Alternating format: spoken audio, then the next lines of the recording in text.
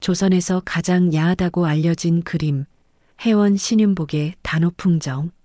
사람들은 이 그림을 보고 아슬아슬하다, 에로틱하다라고 말합니다. 하지만 만약 이 그림의 진짜 장르가 19금 에로가 아니라 대환장 슬랩스틱 코미디였다면 어떨까요? 오늘은 아무도 몰랐던 이 걸작의 진짜 제작 비하인드를 폭로합니다. 조선 최고의 패셔니스타이자 양반들의 은밀한 썸을 그려내는 데는 따라올 자가 없었던 천재 화가 혜원 신윤복. 하지만 요즘 그의 붓끝은 영 무디기만 했습니다. 혜원의 화실. 값비싼 비단과 안료가 어지럽게 널려 있다. 벽에는 이제 막 완성된 듯한 그림이 걸려 있다. 흠잡을 데 없이 아름다운 여인이 그려져 있지만 어딘가 생기가 없어 보인다. 혜원은 팔짱을 낀 채 자신의 그림을 노려보다가 에잇 소리와 함께 붓을 바닥에 내동댕이 친다. 젠장, 날 것에 생동감이 없다고? 이게 무슨 멸치볶음도 아니고 그림에서 날 것은 어떻게 찾는담? 바로 그때 교태 섞인 목소리와 함께 그의 단골 정보원인 기생매양이 살며시 문을 열고 들어온다. 아이고, 우리 혜원나리. 또 어느 대감댁 마님이 그림이 야하다 타박이라도 하시던가요? 야한 건 내 전문이야. 그게 아니라 내 그림에 삶이 없단다. 저작거리 약장수보다도 생기가 없대. 이게 말이나 되는 소리냐고. 매양은 킥킥 웃더니 혜원의 귓가에 부채로 입을 가리고는 비밀스럽게 속삭인다. 날 것의 생동감. 말입니까? 마침 내일이 단오인데 아주 좋은 구경거리가 하나 있긴 하지요. 해마다 이맘때면 인왕산 깊은 계곡에 양반집 아씨들이 여럿 모여 목욕재개를 한다는데 그보다 더 날 것인 게 또 있을까요? 그 말을 듣는 순간 혜원의 얼굴에 드리워져 있던 먹구름이 싹 걷혔다. 그의 눈이 장난기로 반짝이기 시작했다. 그는 바닥에 던졌던 붓을 냉큼 집어들었다. 매양아, 내일 쓸 가장 좋은 먹과 종이를 준비해다오. 아주 생동감 넘치는 그림을 그려야 할 것 같으니. 혜원 신윤복이 날 것의 예술을 위한 출사 준비에 한창일 무렵 인왕산의 한적한 암자에서는 이제 막 속세에 눈을 뜬 두 동자승이 은밀한 대화를 나누고 있었습니다. 평화로운 사찰의 툇마루. 동자승 명진이 옆에 앉아 목탁을 닦고 있는 후배 법운의 옆구리를 쿡 찌른다. 법운은 화들짝 놀란다. 법운아, 너는 색즉시공의 깊은 뜻을 아느냐? 네, 형님. 보이는 것은 실체가 없고 실체가 없는 것이 곧 보이는 것이라. 배우긴 했습니다만. 바로 그거다. 우리가 세계 본질을 직접 목도하지 않고서야 어찌 공의 위대한 이치를 깨달을 수 있겠느냐 이 말이다. 네, 그게 무슨. 명진은 주변을 살핀 뒤 법운의 어깨를 확 끌어안고는 속삭인다. 내일이 단오날이다. 계곡에 아씨들이 목욕을. 법운의 얼굴이 새하얗게 질린다. 아이고 형님, 그러다 지옥 갑니다. 부처님께서 노하실 겁니다. 들키기라도 하면 우린 파괴승으로 쫓겨날 거예요. 쉿, 이것은 사사로운 욕심이 아니다. 이것은 위대한 깨달음을 향한 구도의 길이니라. 수행의 일환이야, 수행. 법운이 울상이 되어 고개를 젓자 명진은 최후의 일격을 날린다. 내가 안 가면 나 혼자 가서 깨달음을 얻을 것이다. 그럼 너는 평생 나를 형님이 아니라 스님으로 모셔야 할 게야. 그 말에 법운의 눈이 흔들린다. 그는 잠시 고민더니 거의 들리지 않는 목소리로 대답한다. 알겠습니다. 하지만 정말 보기만 하는 겁니다. 명진은 의기양양하게 법운의 등을 두드린다. 법운은 금방이라도 울 것 같은 표정으로 마른 침만 꿀꺽 삼킬 뿐이었다. 단오날 아침이 밝았습니다.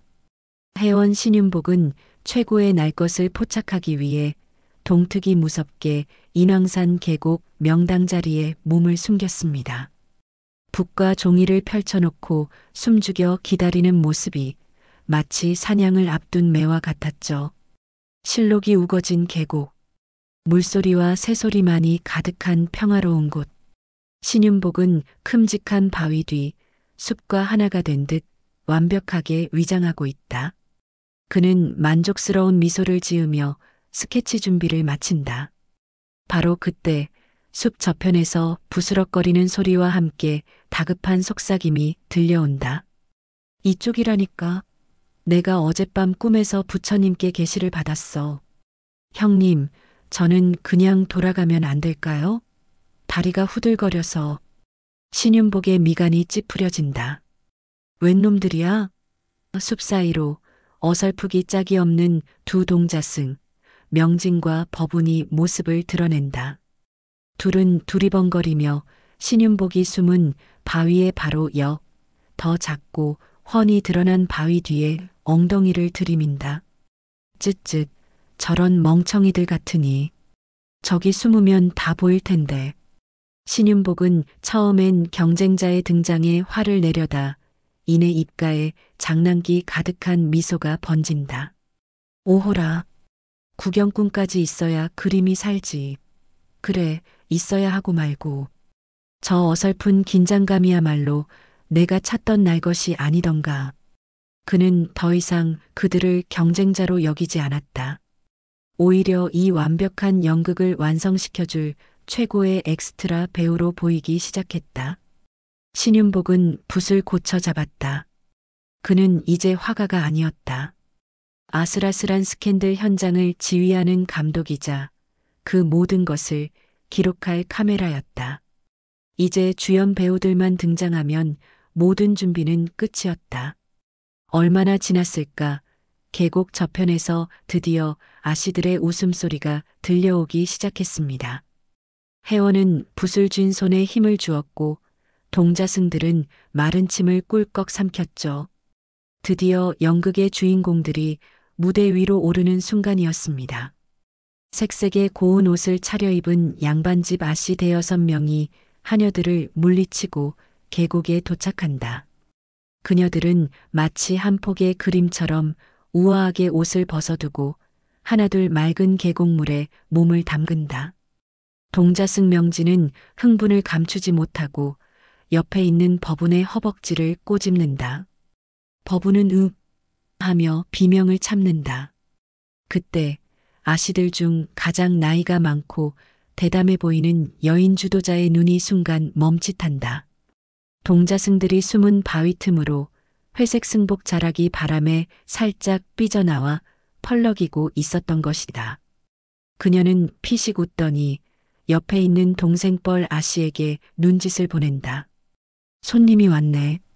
라는 듯한 눈빛. 그녀들은 순식간에 모든 상황을 파악했다.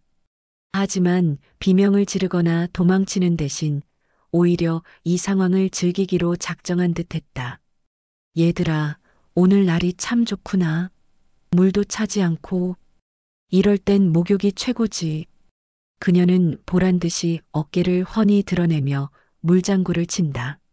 물방울 몇 개가 동자승들이 숨은 바위 쪽으로 날아간다. 명진과 법운은 저도 모르게 움찔한다. 다른 아씨들도 눈치를 채고는 일부러 더 요염한 자세를 취하거나 서로의 등을 밀어주며 장난을 치기 시작한다. 이 모든 광경을 지켜보는 신윤복. 그는 아씨들이 이미 모든 것을 알고 연기를 하고 있다는 사실을 단번에 꿰뚫어 본다. 허허, 저것들 봐라. 순진한 사슴인 줄 알았더니 호랑이를 데리고 노는 여우들이었구나. 아, 재밌다, 재밌어. 이래야 그림 그릴 맛이 나지. 그의 붓이 미친 듯이 종이 위를 오가기 시작한다. 순진한 구경꾼인 줄 아는 동자승들, 그들을 손바닥 위에 올려놓고 노는 아씨들, 그리고 그 모든 것을 꿰뚫어 보며 기록하는 자기 자신까지. 이것은 그가 상상했던 것 이상의 완벽한 연극이었다. 아씨들의 본격적인 연기가 시작되자 순진한 동자승들은 그것도 모르고 흥분의 도가니에 빠졌습니다. 특히 주동자 명진은 이 절호의 기회를 놓칠 수 없었죠. 명진이 더 잘 보기 위해 바위 위로 고개를 쭉 내미는 순간 발밑에 이끼를 밟고 미끄덩 하며 중심을 잃는다. 으악! 옆에 있던 법운이 놀라 명진의 옷자락을 잡지만 힘에 부처 함께 휘청인다.